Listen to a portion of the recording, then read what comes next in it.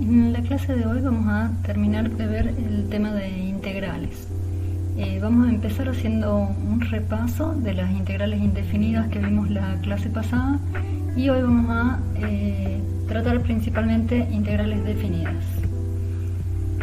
En la clase anterior habíamos planteado una pregunta que era si dada una función f minúscula, si podíamos encontrar una función f grande tal que su derivada sea la f chiquita. Y de eso se trató la clase anterior, en donde vimos el concepto de antiderivada, que decimos que una función f grande es una antiderivada o una primitiva de la f chiquita si la derivada de la f grande es la f chiquita. Y incluimos también la definición de integral indefinida como el conjunto de todas las antiderivadas de f, que se simboliza con esta expresión como una s estirada, que es el símbolo de integral, de f en x, diferencial de x.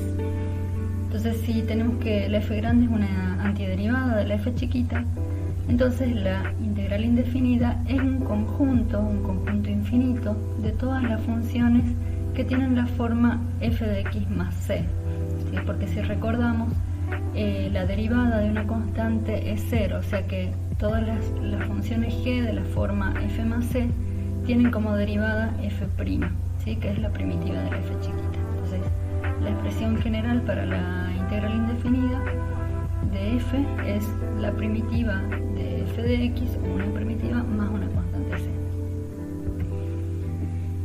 Vimos algunas propiedades de la integral indefinida, ¿sí? Si la integral de la suma de dos funciones es la suma de las integrales de las funciones individuales, lo mismo con la resta. La integral de una constante por una función es una constante por la integral indefinida de la función. Vimos también una tabla de integrales muy similar a la que teníamos para derivadas, pero justamente al revés, ¿sí? Acá si tenemos la integral de la función x a la r, por ejemplo, es x a la r más 1 sobre r más 1 más una constante, de manera que si yo derivo la columna que está más a la derecha, tengo que obtener la columna central, ¿sí? Esto son las integrales de ciertas funciones elementales. En principio uno podría calcular cualquier integral que involucre a estas funciones mientras estén vinculadas como sumas o restas o multiplicadas por una constante. Si ya tenemos una operación un poco más compleja que solo sumas y restas y multiplicación por una constante, hemos visto dos métodos de integración. El método de sustitución, en donde identificamos que lo que estamos queriendo integrar es una función compuesta y que aparece la derivada de la función de adentro. Entonces podemos hacer un cambio de variable en donde llamamos a la función de adentro u, por lo tanto el diferencial de u va a ser g' por dx, ¿sí? Si derivamos de ambos lados esta expresión del cambio de variable, obtenemos el diferencial.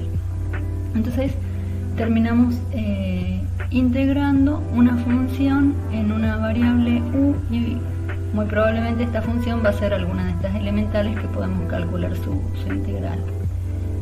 Otro tipo de operaciones en donde pueden aparecer funciones combinadas es cuando tenemos el producto de dos funciones. Si logramos identificar que lo que estamos queriendo integrar es el producto de una función por la derivada de otra, o sea, nosotros sabemos quién es la integral de esta otra, ¿sí? Podemos elegir cuál es f y cuál es g'. Entonces, la integral de f por g' va a ser f por g menos la integral de f' por g. Y de nuevo, esta f y esta g que vamos a terminar integrando va a ser alguna de estas elementales que las podemos resolver. Veamos un ejemplo para recordarnos un poquito sobre estos dos procedimientos, métodos de integración. Acá tenemos que hacer la integral indefinida de x sobre 9 más x cuadrado diferencial de x.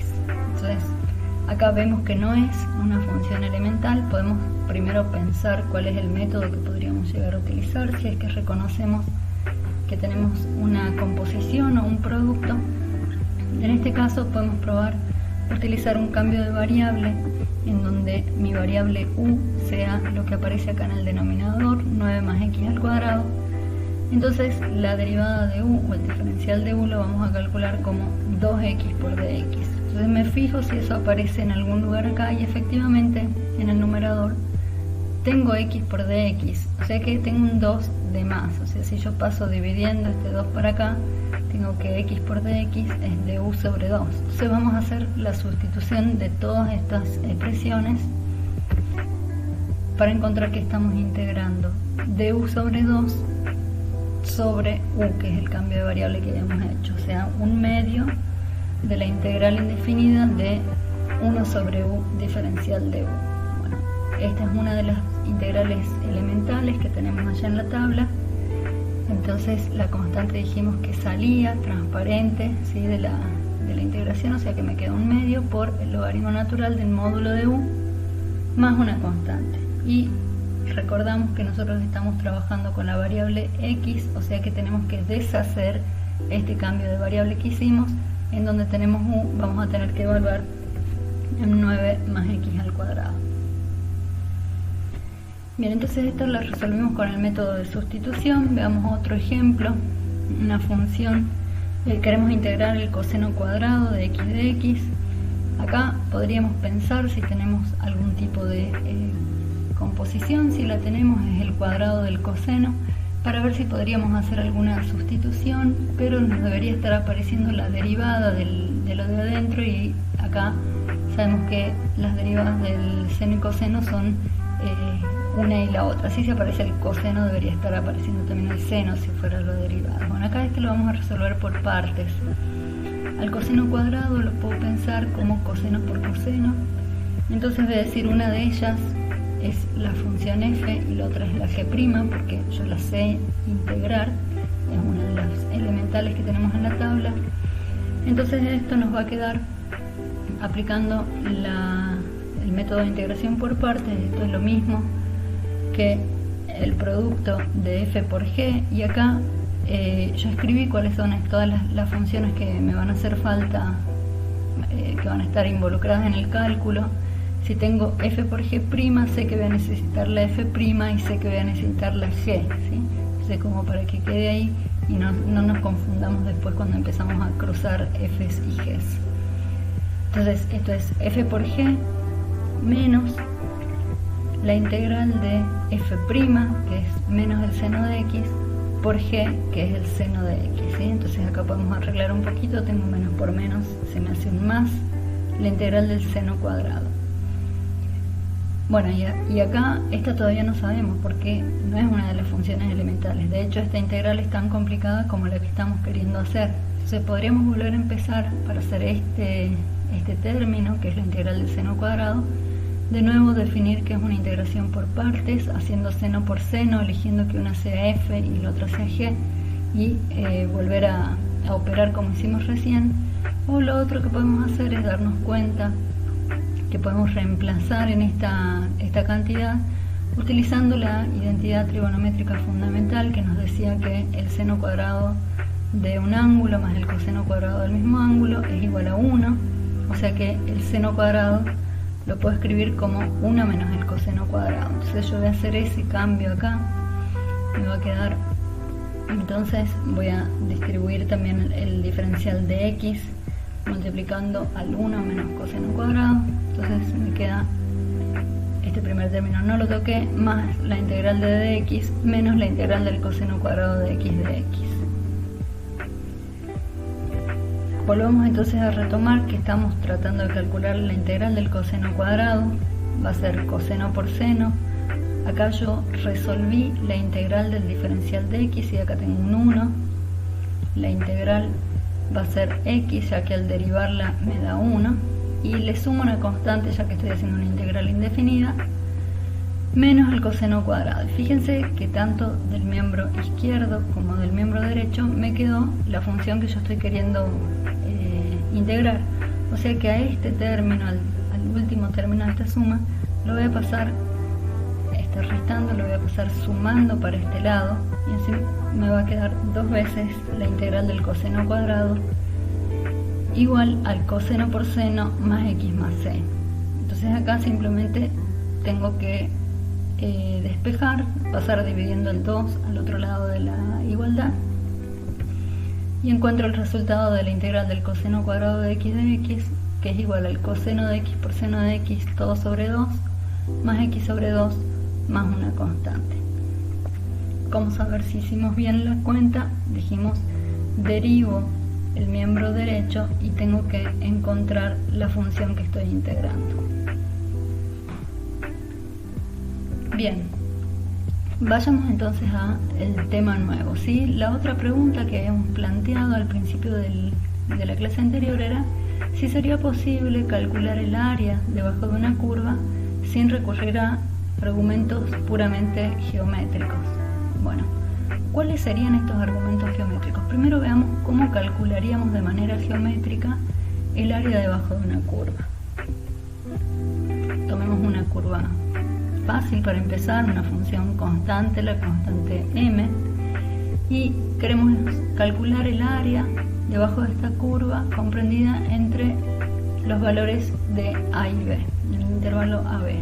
Entonces, bueno, el área es un rectángulo, que el área va a ser el lado más largo por el lado más corto. En este caso, el lado sobre el eje de las x es b menos a y sobre el eje de las y es la altura m. Entonces ese es el área de esta función. Bueno, buenísimo, era fácil hacerlo geométricamente. Veamos una función un poquito más difícil, una función lineal. Bueno, en esta queremos el área debajo de la curva entre los puntos x igual a a y x igual a b. Acá podemos hacer un poquito también con formas geométricas. Podemos ver que tenemos un pequeño rectángulo acá, el A1, que lo tomamos hasta la altura inferior, ¿sí? Acá si vemos para el punto x igual a la recta vale m chiquita, y para x igual a b la recta vale m grande, ¿sí? Esos son los valores que están marcados acá.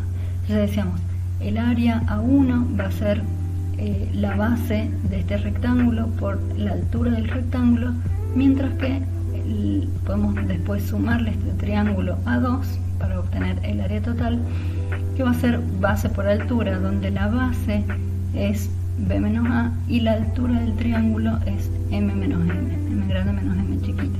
Entonces, y al triángulo es base por altura sobre 2, ¿sí? Entonces tenemos que esta es el área debajo de esta curva de una función lineal. Pasemos a otra función. Tenemos esta función un poco más complicada y queremos calcular esta área debajo de la curva. Bueno, en este caso es bastante más complejo que lo que teníamos acá. ¿Cómo podríamos hacerlo? Bueno, formalicemos un poquito esto que estamos diciendo. Pensemos que tenemos una función continua en un intervalo cerrado a b y que tenemos que todas las funciones mayor o igual que 0 en ese intervalo. Ya que la función es continua en el cerrado, el teorema de Weierstrass nos asegura que en ese intervalo la función tiene un mínimo y tiene un máximo, ¿sí? Ambos existen. Entonces, veamos en el gráfico, ¿sí? Para esta función genérica, tenemos marcado el mínimo, va a estar en esta pancita, ¿sí? Esto lo vimos, y el máximo dentro de este intervalo va a estar justo en el extremo A, ¿sí? En este caso el máximo coincide con el valor en el extremo. ¿Se acuerdan cuando teníamos máximos y mínimos en intervalos cerrados? Lo que hacíamos era buscar los puntos críticos dentro del intervalo y evaluar la función en los extremos y en los puntos críticos y elegir entre ellos cuál era el valor máximo y el mínimo, ¿sí? ¿Se acuerdan de esa parte?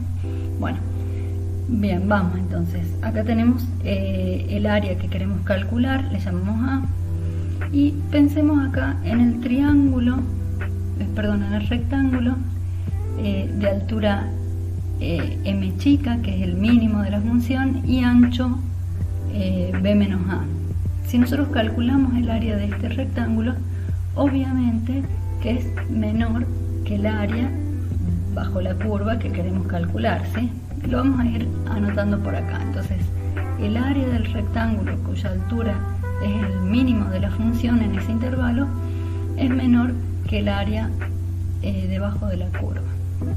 Bueno, y pensemos ahora en un rectángulo formado que tiene altura el máximo de la función en el intervalo que estamos trabajando. Es obvio también del gráfico que esta área del rectángulo que tiene base b menos a y altura el máximo de la función es mayor que el área que nosotros estamos queriendo calcular, ¿sí? Entonces eso también lo vamos a dejar por acá. Entonces el área de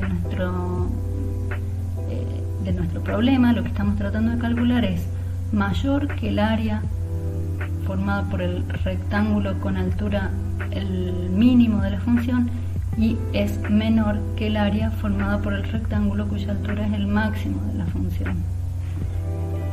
Y bueno, entonces, ¿qué logramos? Logramos acotar el valor del área que estamos buscando. Y sí, es medio burdo, medio a lo bestia, pero podemos decir el valor del área está entre esos dos valores. Es bastante más grande que el rectángulo inferior y bastante más chica que el rectángulo superior, pero bueno, al menos tenemos una cota. Tratemos de mejorar esta cuenta. Pensemos en dividir a este intervalo AB en dos tramos, ¿sí? Pongamos un punto C entre A y B. Vamos a tener el intervalo AC y el intervalo CB, y por el teorema de Weierstrass sabemos que en cada uno de estos intervalos hay un máximo y hay un mínimo, ¿sí? Fíjense acá, si marcamos el valor de C en este intervalito, nos queda más o menos por acá. Entonces en el intervalo AC el mínimo sigue siendo en la pancita y en el intervalo CB el mínimo va a estar en el valor de C.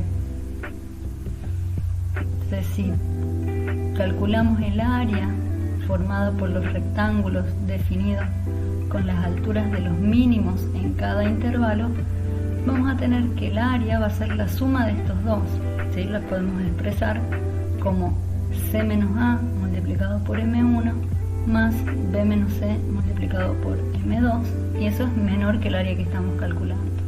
Ahora hagamos algo parecido, pero teniendo en cuenta los máximos de la función en cada intervalo, ¿sí? En el intervalo AC el máximo está en M1, en el extremo A, y en el intervalo CB el máximo está aquí en la pancita esta de la función. Entonces dibujemos esos rectángulos y el área dada por estos dos rectángulos ahora va a ser todavía mayor que el área que estamos buscando, y la expresamos en términos, acá debería decir una m grande 2, en términos de los máximos en cada uno de los intervalos. ¿Y qué conseguimos con esto? Fíjense el área de las figuras inferiores siguen siendo más chicas que el área que estamos buscando, pero hemos mejorado un poquito respecto de la cuenta que hemos hecho en la hoja anterior, ¿sí? Porque al menos le sumamos este pedacito. Y ahora si consideramos las áreas superiores, vemos que siguen siendo mayores que el área que estamos buscando, pero logramos achicarlo un poquito, ahora se parece un poco más en esta zona, ¿sí? Entonces, hagamos este procedimiento dividiendo en intervalos más pequeños. A cada uno de los intervalos que definimos los subdividimos en intervalos más pequeños. Le llamemos delta al ancho de los intervalos, ¿sí? Que si tenemos valores x0, x1, xn, en donde vamos a ir haciendo las divisiones, el ancho del intervalo lo expresamos como xk menos xk menos 1, y el teorema de Weierstrass nos asegura que en cada uno de estos intervalitos la función tiene un mínimo y tiene un máximo. Entonces, calculemos los rectángulos cuyas alturas son los mínimos en cada intervalo. Si sumamos las áreas de cada uno de estos intervalos, vemos que cada vez se parecen un poco más al área que estamos buscando, que es el área debajo de la curva, pero por supuesto todavía nos da un poco más chica que el área que estamos buscando. A esta suma de las áreas que calculamos usando el mínimo de la función en cada uno de los intervalos le llamamos suma inferior. Y si hacemos lo mismo pero utilizando el valor de que los rectángulos tengan como altura el valor de los máximos dentro de cada intervalo, pueden ver que son estos rectángulos verdes, siempre son un poquito más grandes que el área que estamos buscando. Entonces esta área le vamos a llamar suma superior y bueno, la denotamos a la suma inferior con una S minúscula y a la suma superior con una S mayúscula. Pero fíjense que respecto de lo que veníamos haciendo hemos mejorado bastante la aproximación a lo que es el área que buscamos. Ahora, ¿qué podríamos hacer? Bueno, sigamos haciendo el mismo trabajito que estamos haciendo hasta acá. Sigamos achicando el tamaño de los bines estos, de los rectángulos, las bases de los rectangulitos, y cada vez vamos a ir acercándonos más y más al valor del área que estamos buscando. ¿Sí? Acá tenemos bastante más bines y fíjense que la suma inferior da apenitas un poco más chica. Fíjense, ahí me da un poquito más chico que el área que yo estoy buscando. Y la suma superior me da apenitas un poquito más grande que el área, pero siempre está pasando esto que decimos, ¿sí? La suma inferior es menor o igual que el área que buscamos, que es menor o igual que la suma superior. Esta forma de escribirlo, ¿sí? Si tenemos que las sumas inferiores habíamos dicho que era el valor del mínimo en cada intervalo multiplicado por el ancho de cada intervalo, y todos estos sumados sobre todos los intervalos que tenemos, y similarmente para los rectángulos superiores que tienen el valor, la altura es el máximo en cada intervalo multiplicado por el ancho de cada intervalo. Estas sumatorias son llamadas sumas de Riemann. Nosotros solo las vamos a ver acá para introducir esta parte de la materia, pero no vamos a trabajar mucho más con ellas.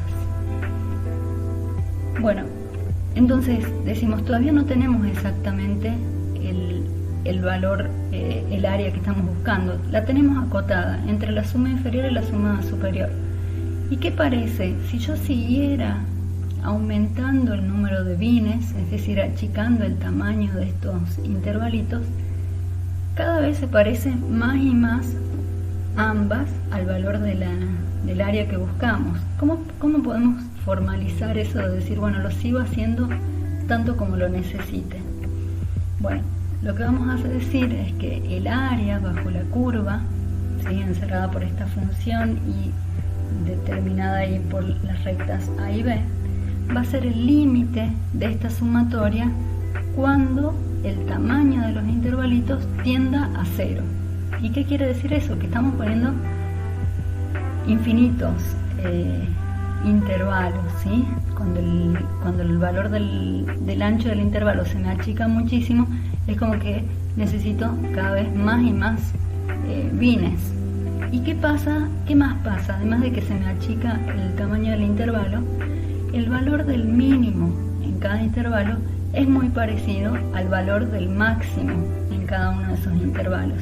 En el límite, de hecho, ambos, el mínimo y el máximo, son iguales, y son iguales al valor de la función en el punto también, ¿sí? Eso ya lo vamos a volver a ver enseguida. Pero bueno, entonces, con argumentos geométricos, esta es la manera en la que podemos calcular el área debajo de una curva, ¿sí? La dividimos en rectangulitos muy pequeños y después hacemos que esa subdivisión en pequeños rectangulitos tienda a 0 y podemos calcular el área.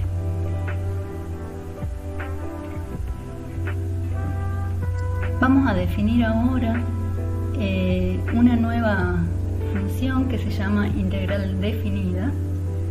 Si tenemos una función definida en un intervalo cerrado, la integral definida de la función en ese intervalo AB se denota como la integral entre A y B, como lo vemos acá escrito, y no es otra cosa que el área debajo de la curva y igual a f de x entre las rectas x igual a A y x igual a B. Entonces, eso que acabamos de ver recién con términos geométricos es lo que ahora vamos a llamar la integral definida, ¿sí? Usamos esta notación. y los valores a y b que ponemos acá, que son los extremos del intervalo, se le llama límite inferior y límite superior de la integración. Fíjense otra vez lo que decíamos recién cuando teníamos esta sumatoria, cuando el delta e, cuando el intervalo, el tamaño del intervalo tiende a 0, dijimos, acá este delta se hace cada vez más chiquito, dijimos que esta m, el mínimo o el máximo son el mismo, y de hecho son el valor de la función en el punto, que es lo que tenemos expresado acá. Y el delta, que es el ancho del intervalo, se vuelve infinitesimal, que es este delta o diferencial de x que escribimos acá. Y la notación de la integración tiene este símbolo justamente porque simboliza esta sumatoria, ¿sí? Fíjense que la forma es similar pero más suavizada, es una S que simboliza la sumatoria, ¿sí? Pero de cosas infinitesimales, como para relacionarlas más o menos. Bueno, entonces la integral definida no es otra cosa que el área debajo de una curva. Acá, para hacer una analogía un poco simpática, cuando nosotros hacemos una sumatoria obtenemos algo que no es perfectamente lo que buscamos, pero que se parece bastante. En cambio, cuando hacemos la integral ya tenemos los bordes más suavizados, ¿sí? Acá sumamos de rectangulitos y en la integral obtenemos la curva perfectamente suavizada, en la integral, perdón.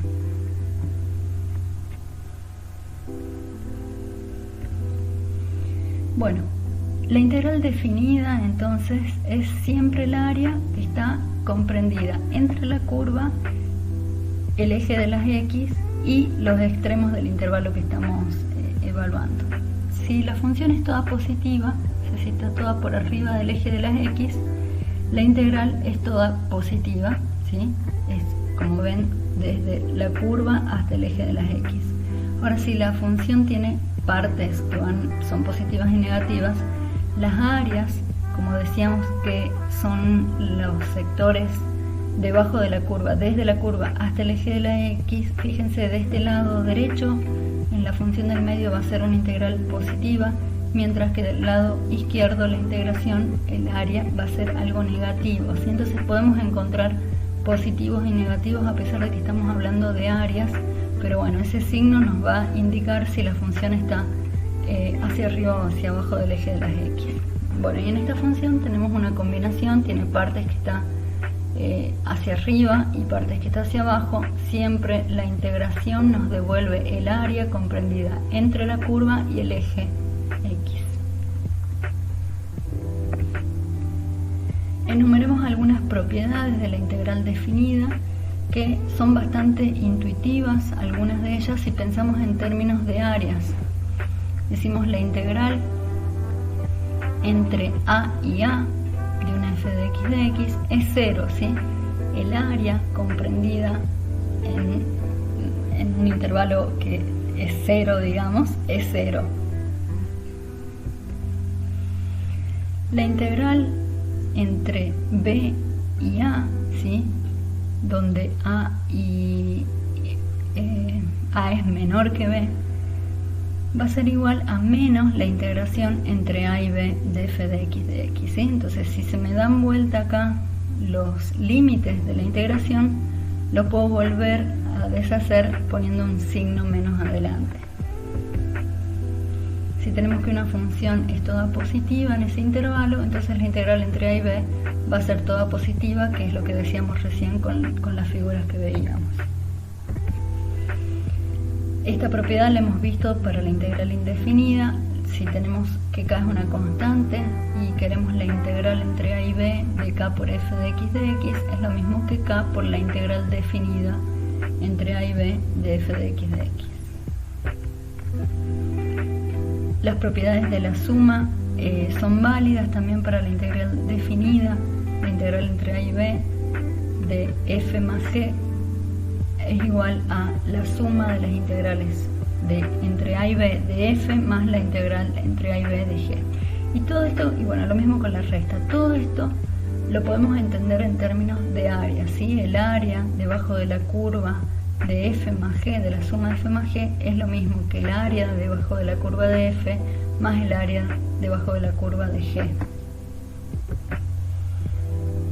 Ahora si tenemos una función, una constante c y queremos la integral entre a y b de f de x, la podemos escribir como la integral entre a y c de f de x más la integral entre c y b de f de x.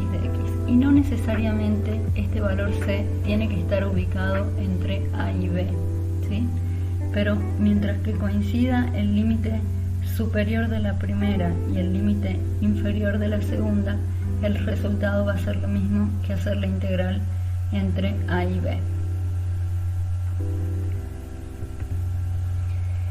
Y por último, si tenemos que una función es menor que una función f es menor que una función g en todo ese intervalo AB, entonces la integración entre a y b, o el área debajo de la curva de f, va a ser menor o igual que el área debajo de la curva de g. Esto también parece bastante intuitivo.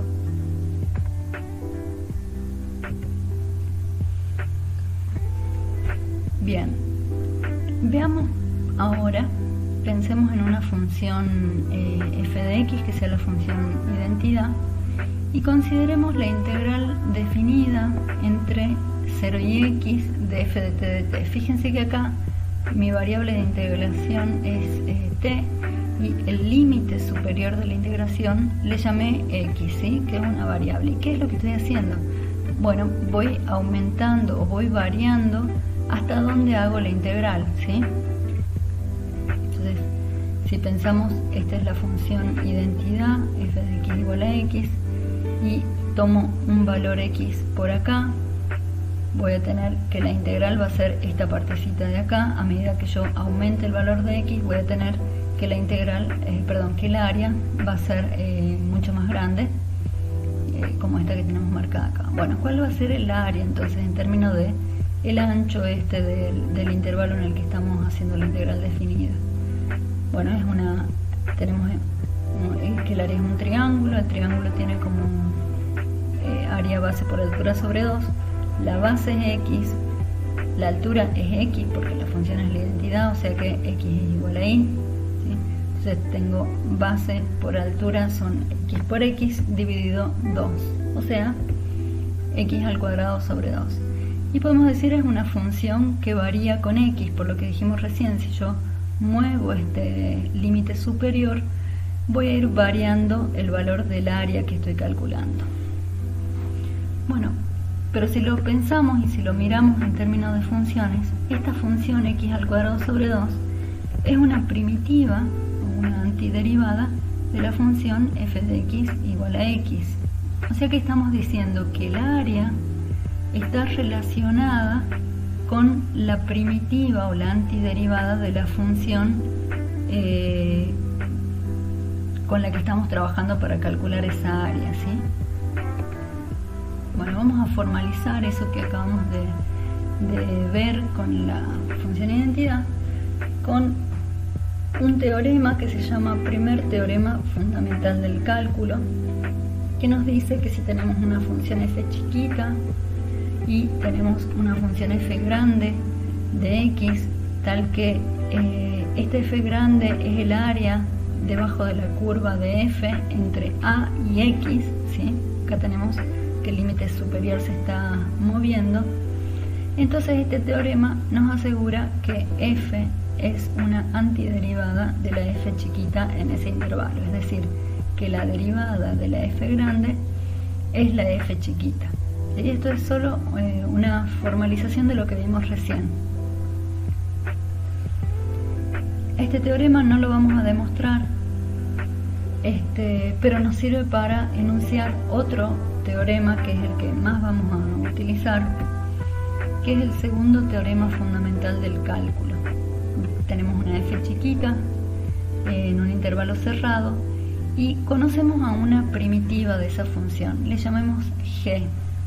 Por el teorema anterior sabemos que la primitiva o la antiderivada de esta f va a estar relacionada con la integral definida de la función, ¿sí? En un intervalo AB. Entonces, El segundo teorema fundamental del cálculo nos dice que la integral definida entre AB de f de x va a ser igual a g evaluado en el límite superior, o sea, la primitiva evaluada en el límite superior, menos la primitiva evaluada en el límite inferior. Una notación que vamos a utilizar para expresar esto va a ser directamente poner que es igual a la primitiva en x, g de x o antiderivada, ¿sí? G de x entre a y b. Se usa una barrita parada para denotar cuáles son los límites en los que estábamos haciendo esta integración. Esta expresión se llama regla de Barrow y es la que vamos a utilizar en todo lo que es el cálculo de integrales definidas. Bueno, ¿qué conseguimos con estos dos teoremas? Conseguimos relacionar la la integral definida y la antiderivada, o sea, el área bajo la curva con la antiderivada de una función. ¿Sí? Hasta estos teoremas estábamos simplemente poniéndole un nombre, integral definida, así veíamos que iba a tener algo que ver con lo que ya habíamos visto en la clase anterior, pero por ahora era solo un nombre, no habíamos visto esta relación con la función antiderivada de la curva con la que estamos trabajando. Veamos algunos ejemplos para aplicar esta regla de Barrow y para calcular el área bajo la curva, o sea, la integral definida de una función. Tenemos que calcular la integral entre menos 1 y 2 de la función x al cuadrado de x. Bueno, buscamos entonces la primitiva de la x al cuadrado, va a ser la x al cubo sobre 3. Y la tenemos que evaluar entre menos 1 y 2. Entonces, por la regla de Barrow, sabemos que es la función evaluada en el límite superior menos la función evaluada en el límite inferior. ¿Sí? Si resolvemos un poquito acá, esto nos queda que es 9 sobre 3, o sea, un 3. Algo que uno podría preguntarse es, acá yo dije, bueno, una antiderivada de la x al cuadrado es la x al cubo sobre 3. Pero podría ser cualquier otra, si dijimos que la antiderivada no es única. Podríamos haberla escrito como x al cubo sobre 3 más una constante, que esta era la forma más general de expresar las antiderivadas. Bueno, si nos fijamos, lo hacemos ahora solo para demostrar por qué no hace falta. Cuando yo evalúo la función en el extremo superior menos la función en el extremo inferior, estas constantes nos van a quedar más c y menos c. Por lo tanto, va a desaparecer del resultado final, ¿sí? Entonces, cuando buscamos una antiderivada, no nos hace falta pensar en las diferentes opciones que podrían salir de sumarle una constante, simplemente nos quedamos con la antiderivada sin sumarle la constante. Bueno, y no nos olvidemos entonces que lo que estamos haciendo acá es calcular el área debajo de la curva de la función x al cuadrado entre menos 1 y 2, ¿sí? Que en este caso nos dio igual a 3.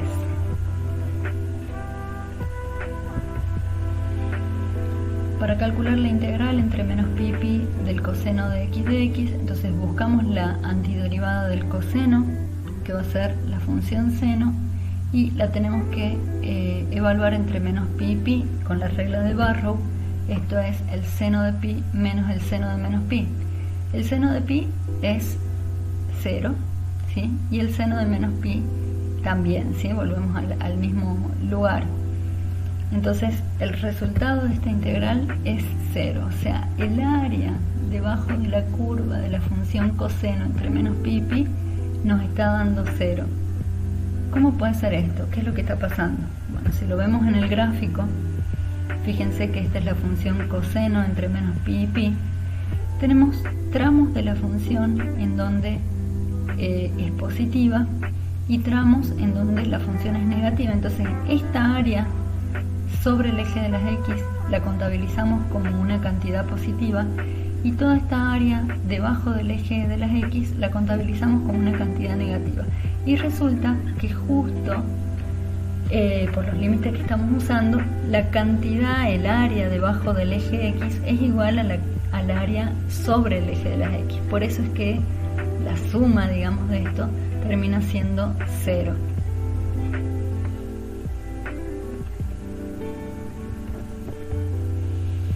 Bueno, brevemente voy a mencionar esto que ya lo vimos para la integral indefinida. Cuando tenemos funciones un poco más complicadas que las funciones elementales, tenemos dos métodos para resolver, el método de sustitución y el método por partes.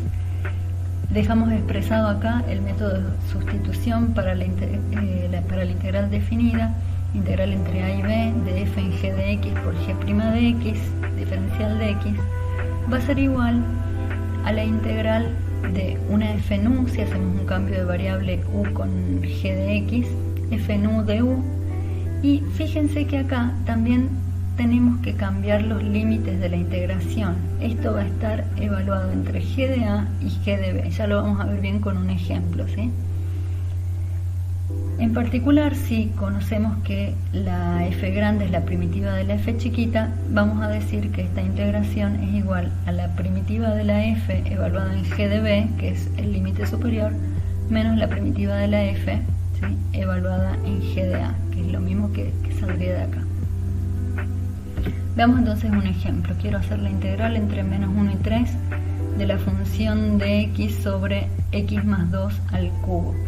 Entonces voy a hacer un cambio de variable en el que a x más 2 le voy a llamar u. Si hago la derivada de esto, el diferencial de u me queda exactamente igual al diferencial de x. Y acá dijimos, cuando hago el cambio de variable, tengo que cambiar los límites de integración. Entonces, veamos, cuando x vale 3, ¿cuánto va a valer u? Si yo pongo un 3 acá, u va a valer 5. Y cuando x vale menos 1, u va a valer 1.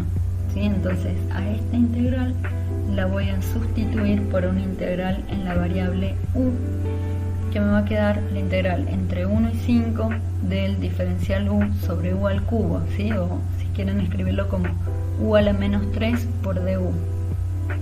Dijimos que la integral de un u a la r va a ser, le tengo que sumar 1 al exponente, o sea que me va a quedar, y dividir, perdón, sobre el mismo exponente, me va a quedar menos 1 sobre menos 2 por u a la menos 2, ¿sí? Menos 1 medio por u a la menos 2 entre 1 y 5. Y ahora con la regla de Barrow evalúo la función en el extremo superior menos la función en el extremo inferior. Podemos hacer este cálculo, ¿sí? Nos va a quedar menos 1 medio por 1 sobre 25 menos 1.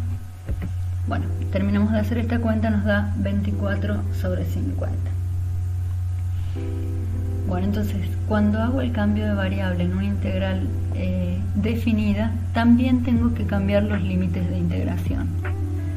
Otra manera de hacer este mismo problema es pensar primero en la integral indefinida, ¿sí? Trabajar con la integral indefinida, como estábamos haciendo en los ejercicios hasta la clase pasada. Entonces, calculamos la integral indefinida de esta función y una vez que encontramos una antiderivada, ¿sí? Acá volví a usar el método de sustitución, hice todo lo mismo, pero sin definir los límites de integración. Entonces, una vez que encuentro esa antiderivada, digo, bueno, entonces la integral definida va a ser la antiderivada evaluada en los extremos entre menos 1 y 3, ¿sí? Y acá vuelvo a aplicar la regla de Barrow y voy a terminar en el mismo lugar.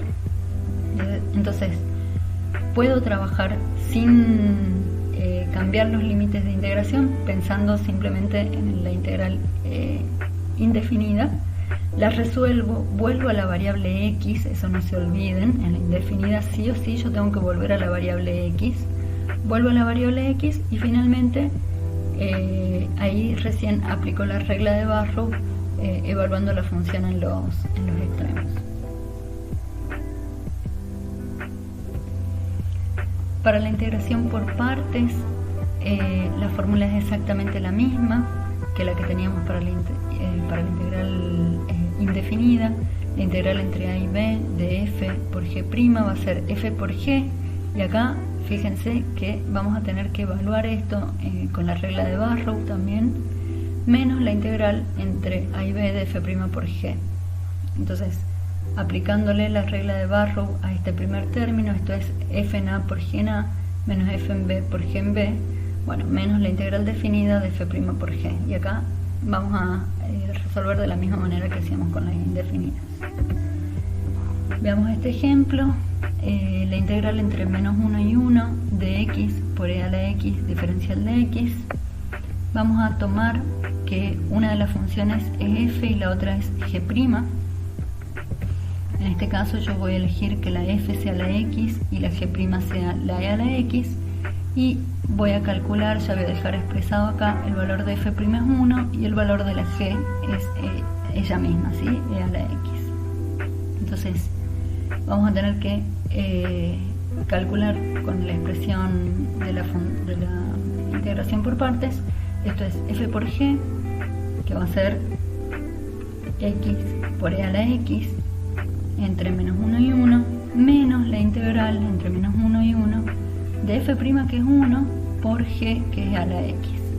Entonces, acá vamos aplicando la regla de Barrow de esta manera, ¿sí? Entonces es la función evaluada en el extremo superior menos la función evaluada en el extremo inferior. Cuando acá hago 1 por e a la 1, me queda simplemente e, menos 1 por e a la menos 1, ¿sí? Eso es aplicar la regla de Barrow acá. Y ahora voy a resolver esta integral. La integral de e a la x es ella misma, la voy a tener que evaluar entre menos 1 y 1, entonces vuelvo a aplicar la regla de Barrow ahora en este segundo término de la resta. Puedo sacar acá, arreglar un poquito los paréntesis, y voy a encontrar que la solución es e a la menos 1 más e a la menos 1, es decir, 2 veces e a la menos 1 o 2 sobre e. Acá de nuevo puedo hacer algunas cositas menos formales y decir, bueno, yo resuelvo la integral indefinida como habíamos hecho antes, y recién al final me preocupo por evaluar el resultado final en los extremos. Entonces, calculo la integral indefinida por partes, de la misma manera, acá no voy a cambiar nada. Este es el resultado que encuentro, x por e a la x menos e a la x, de hecho puedo sacar e a la x factor común. Entonces, recién cuando yo ya sé cuál es la antiderivada, digo, bueno, la integral definida entre menos 1 y 1 va a ser evaluar esta función con la regla de Barrow entre menos 1 y 1, y acá aplico y puedo llegar al mismo resultado, ¿sí? De hecho acá está un poquito más fácil porque cuando evalúo en uno de los términos se me hace 0 y me sale directamente del otro resultado. Pero bueno, pueden hacerlo de cualquiera de las dos maneras, o van desde el principio con la integral definida y aplicando la regla de Barrow en cada paso, o calculan una antiderivada con la integral indefinida y después recién ponen los límites de integración. Vamos al último de los temas de integrales. Ya sabemos calcular el área debajo de una curva. Ahora, ¿qué tal si queremos calcular el área encerrada entre dos curvas? ¿Sí? Entonces, acá tenemos una definición. Si tenemos que una función f es mayor que la g en todo el intervalo AB, el área comprendida entre los gráficos de f y g y las rectas verticales x igual a a y x igual a b va a estar dada por la integral definida entre a y b de la resta de las dos funciones f menos g diferencial de x, ¿sí? Fíjense gráficamente qué es lo que estamos haciendo acá. La integral de la f sería todo esto que está pintado de rosa, incluyendo este pedacito acá hasta el eje de las x, ¿sí? Dijimos que la integral definida es el área debajo de la curva hasta el eje de las x. Ahora, la integral de la g, ¿sí?, va a ser todo lo que está por debajo de la curva azul hasta llegar al área, al eje de las x. Ahora, si yo hago la resta de todo lo que era la integral de la f menos lo que es la integral de la g, me queda como resultado lo que está pintado acá en rosa, ¿sí? Eso es lo que estamos haciendo acá. Veamos algún ejemplo de esto. Tenemos una función que es la x al cuadrado y la función x al cubo sobre 2 en el intervalo entre menos 1 y 1. si miramos para ubicarnos más o menos cuál es la gráfica de estas dos funciones, tenemos la función f, que es la cuadrática, y la función g, que es una cúbica. Vamos a estar interesados en esto que está pintado con rosa, ¿sí? El área encerrada entre las dos curvas y las líneas verticales que pasan por menos 1 y 1. Entonces, calculemos el área como la integral definida entre menos 1 y 1 de x al cuadrado menos x al cubo sobre 2. Acá yo hice f menos g, ya que f es mayor que la g en todo ese intervalo. Si yo lo hubiera hecho al revés, lo único que encontraría raro es que el resultado de esta área me daría negativo. El área entre curvas me tiene que dar un resultado positivo. Entonces, si encuentro un resultado negativo es porque resté al revés las funciones. No es nada más que eso, ¿sí? No es demasiado grave si no se dan cuenta cuál es la función que es mayor que la otra. Bueno, entonces para hacer esta integral aplicamos la propiedad de que la integral de una resta es la resta de las integrales, y vamos a resolver cada una de ellas individualmente.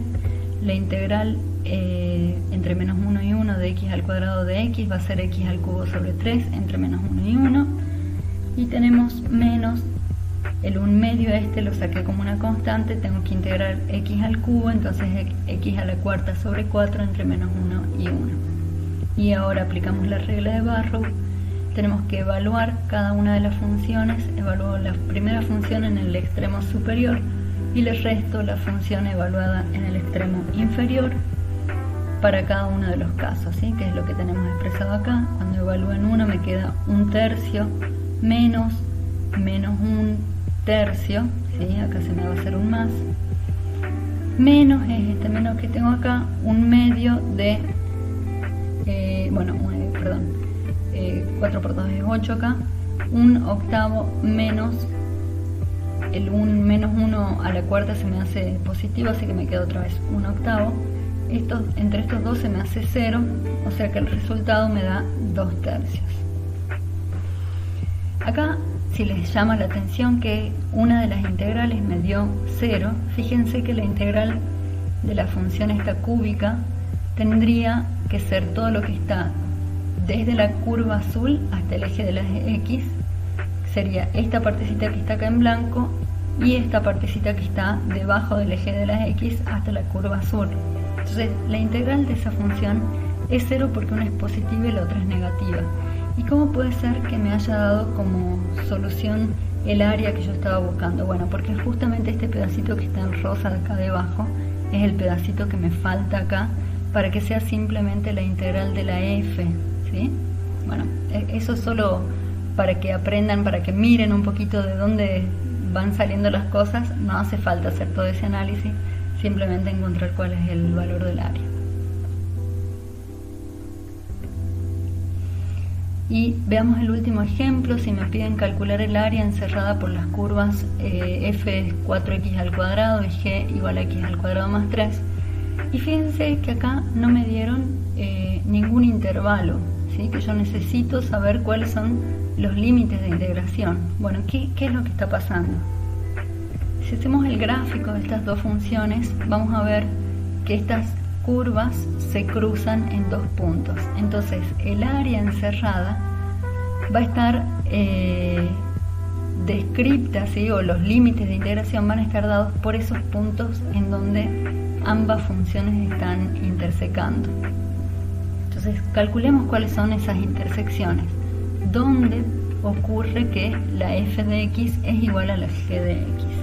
Entonces planteamos la ecuación que f de x sea igual a g de x, o sea que 4x al cuadrado sea igual a x al cuadrado más 2. Acá puedo pasar este x al cuadrado restando para allá y me va a quedar 3x al cuadrado igual a 3. Bueno, y acá pueden resolver como les guste. Podríamos dividirle, me queda que x al cuadrado es 1, saco raíz cuadrada, me aparece un módulo, acuérdense. O puedo pasar restando para allá el 3 y acá aplicar Bhaskara y buscar las dos raíces. O darme cuenta, que es lo que yo hice acá, de que puedo sacar factor común y acá me queda una diferencia de cuadrados. Bueno, ya sea cualquiera sea el método que usan, buscamos dónde son los puntos de intersección. En este caso las curvas se están intersecando para x igual a 1 y x igual a menos 1. Entonces, para calcular esta área encerrada por las dos curvas, vamos a calcular la integral definida entre menos 1 y 1 de g de x menos f de x, ¿sí? Acá yo puse la g primero porque es mayor que la f en todo el intervalo. Entonces tenemos, aplicamos que la integral de la resta es la resta de las integrales, la función g es la x al cuadrado más 3 y la función f era la 4x al cuadrado. Hacemos las integrales por separado. La integral de la g, de nuevo ahí voy a aplicar una suma, ¿sí? Va a ser la integral de x al cuadrado, que es x al cubo sobre 3, más la integral de 3, que me queda que es 3x, entre menos 1 y 1, y por otro lado la integral de la f, que este 4 es transparente para la integración, o sea que queda 4 por la integral de x al cuadrado, que es x al cubo sobre 3, entre menos 1 y 1. Aplico la regla de Barrow, evalúo la función en el límite superior menos la función en el límite inferior, que es lo que estoy haciendo acá. Si acá solamente estoy con esta parte, en 1 menos en menos 1, menos 4 por la x al cubo sobre 3 evaluada en 1, menos la x al cubo sobre 3 evaluada en menos 1. Fíjense acá, yo mantuve todo este juego y lío de paréntesis porque son importantes, ¿sí? No se vayan a equivocar en los signos porque les va a cambiar el resultado. Entonces tengan cuidado tanto en las evaluaciones, al evaluar, ¿sí? en estos valores, como esos menos que tenemos cruzados por ahí, que no les vayan a hacer mal los signos. Bueno, resolviendo esto podemos encontrar que el área encerrada entre estas dos curvas es igual a 4. Bueno, eso sería todo.